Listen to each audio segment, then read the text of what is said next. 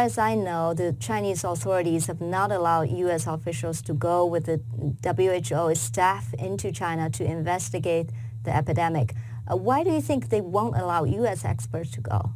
I think fundamentally because Chinese government still regarding the public health crisis as a state secret, and they still think the top priority for the Chinese Communist Party is to keep the so-called social stabilities.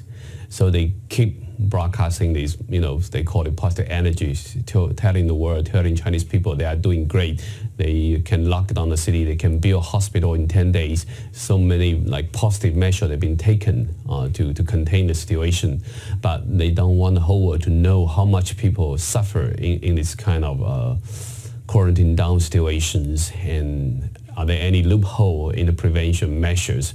Are there any loophole in their supplying, for people's in the self-quarantine situations, and how many people die due to the humanitarian disaster that the government may created, and they may not want the whole world to know the true origin of this virus.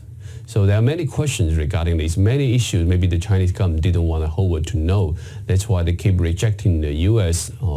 Infectious disease experts or disease prevention experts to go into China to investigate the situation. But I think the whole world should actually demand stronger to conduct independent investigation, or at least joint investigation. But why do they allow other experts from WHO into China? Okay, that's because WHO is basically a political organization, and even though it serves the public health purpose, but its leadership has a close tie with Chinese government, and also its mandate only asks the WHO to work with the government agency or government entity that they recognize. Even in Syria, in such a civil war situation, WHO can only work with Assad regime. They cannot with the rebel group. And so in WHO's operation, when they can work with Chinese government, they cannot work with Taiwanese people.